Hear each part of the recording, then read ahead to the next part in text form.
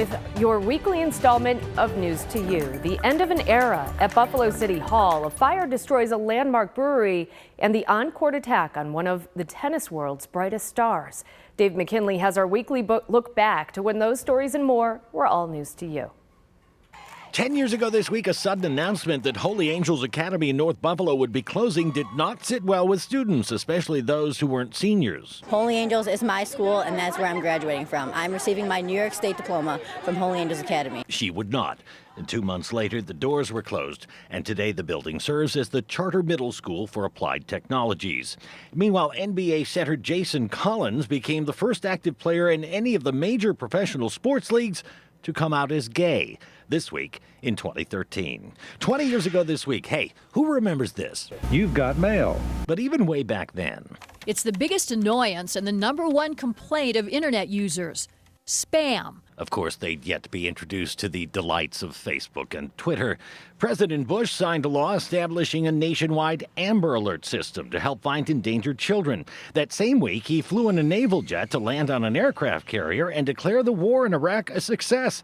He did so in front of a big sign which said, "What?" This week's News to You pop quiz, what were the words on the banner aboard the USS Abraham Lincoln, which the president's critics would later use to lampoon him when the hostilities in Iraq dragged on for several more years? Speaking of signs, this was not a good one. Another coming down from the once vaunted Bethlehem plant, signaling yet another chapter in the story of Buffalo's once robust steel industry coming to a close. But just in time for swimsuit season. South Beach Diet Book was just released last month, and it's already #3 on the New York Times bestsellers list. Meanwhile, if you were seeking to acquire a spare tire, that was getting more expensive. The state will now be collecting an extra fee of $2.50 per tire. And everything else in Erie County got a bit more expensive as well when the sales tax here was raised to its current 8.25% this week in 2003. 30 years ago this week. I have decided I will not seek a 5th term. It was the end of an era at City Hall when Jimmy Griffin announced that 16 years as mayor of Buffalo would be enough. His honor made the announcement while surrounded by family, including his wife Margie, who favored his retirement. The decision was reinforced by personal health considerations. Margie said she would force me to eat poison mushrooms.